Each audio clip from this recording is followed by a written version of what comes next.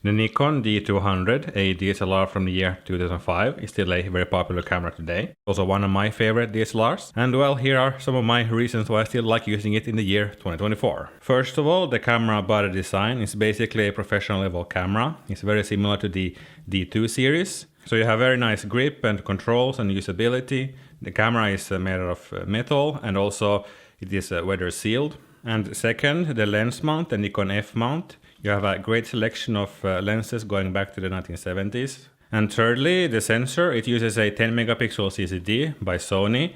Maybe it doesn't sound so impressive in today's world, but sometimes having a low megapixel count can be an advantage. The RAW files are easily editable, and the JPEGs can also look great straight out of camera, so you can choose whichever you prefer for your shooting. The battery life is great thanks to the high capacity batteries.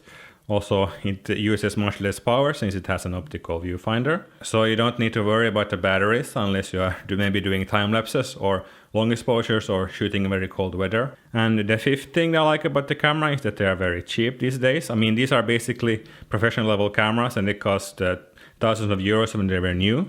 I often see the Nikon D200 being compared to film. People are saying it's like film-like. So, well, I mean, if you compare it to Nikon's last film SLRs, like the Nikon F80, F100 and F6, then sure, I mean, the controls are quite similar. But the way of shooting is quite different. I mean, the D200 is digital after all, so you would have a different approach when shooting it. When it comes to the photos, well, honestly, I never thought they looked like film. These are pretty much, well, let's say typical DSLR-looking photos of that time. I mean, it's very comparable to the other cameras like 30D and 20D from Canon, probably also from the other brands. I mean, sure, you can edit the RAW files to have a film characteristic, but that's true for any camera that shoots RAW, so I don't know why this camera in particular has been singled out for having a film look. Yeah, so the idea was to take some photos as well, not just talk about the camera. And I've come to this well, beautiful place in nature with some barns and green fields and things, and the sun is, well, will be setting soon, so yeah. And one good thing about this time of the year, I don't have to be very quick when doing sunset photos, because the sun takes a very long time to set, and afterwards it doesn't get dark either, so you get this long time of afterglow, which is very nice. Only problem is it got a bit cold now. The summer was very warm the last weeks, and now it's like, I don't know, feels like end of April again. I should have mentioned the viewfinder also, because the viewfinder is really good in this camera. Even though DX format cameras usually have, let's say, smaller viewfinders, this one is really good. It shows quite well. Aha, the GoPro can record the viewfinder. Did not know that.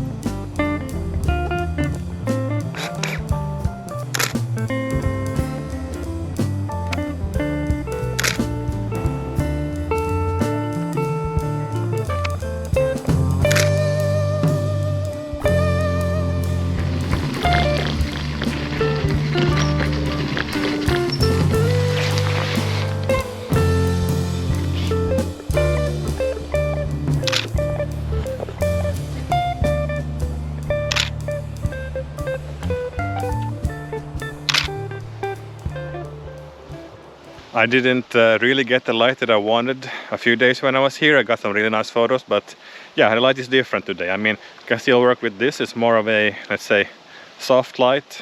I ended up taking some horse photos.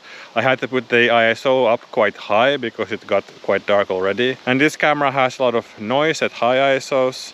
So if you don't want that, I mean, then it's a disadvantage. On the Nikon D700, for example, that's not a problem at all. You can put it on 1600 and the noise is not really an issue.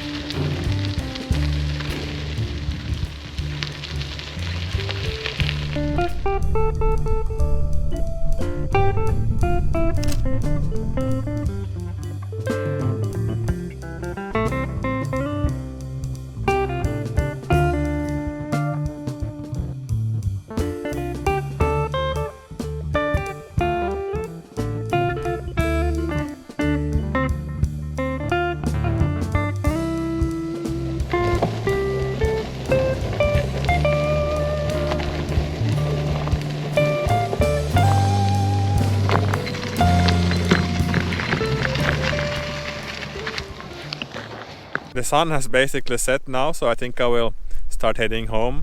And well, I don't know if I got the shots that I wanted. I got some nice shots, I think. Found some unexpected motifs, or maybe they shouldn't be that unexpected. I mean, horses and flowers, you should sort of expect those on the countryside in the summer. So I don't know how those photos turned out, but I happened to find a white horse later. This is all for this video. If you want to see more videos like this, you can always subscribe. Yeah, well, but in any case, thanks for watching and see you next time. Bye!